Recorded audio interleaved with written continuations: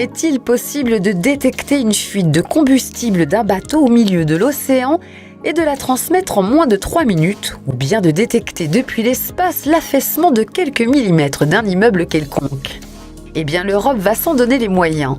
C'est en effet tout l'intérêt du programme Copernicus, un programme fait en coopération avec l'ESA, l'Agence spatiale européenne et l'Union européenne.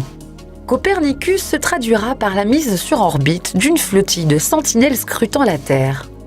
Des satellites justement lancés dans le cadre de missions dites Sentinelle. Le mouvement a été initié avec le lancement du premier satellite Sentinelle 1A. C'est le 3 avril 2014 qu'il a été mis sur orbite par une fusée Soyouz depuis le port spatial de l'Europe à Kourou, en Guyane.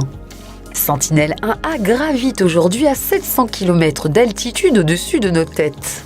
Ce petit bijou de technologie est doté d'un instrument radar de pointe capable de voir la surface de la Terre de jour comme de nuit, et même par temps couvert. Dans sa configuration la plus précise, le radar est même capable de traverser les forêts pour atteindre le sol.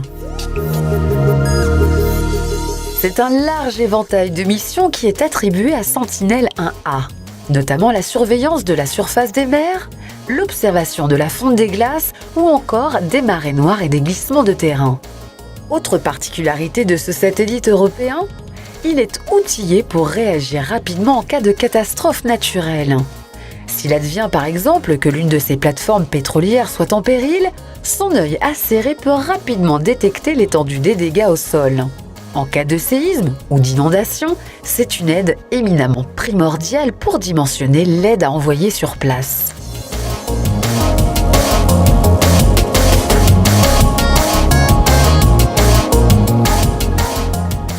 Sentinelle 1A aura de la compagnie dès l'an prochain. Il sera alors rejoint par son jumeau Sentinelle 1B. Le tandem pourra cartographier l'intégralité de la Terre en 6 jours seulement. D'autres satellites de la famille Sentinelle doivent être lancés dans un futur proche pour compléter le réseau d'observation de l'Union européenne. Sentinelle 2 devra veiller sur les terres et la couverture végétale. Sentinelle 3 enregistrera toutes sortes de données sur l'environnement maritime. Quant à Sentinelle 4 et Sentinelle 5, ils seront quant à eux dédiés à la météorologie et à la climatologie.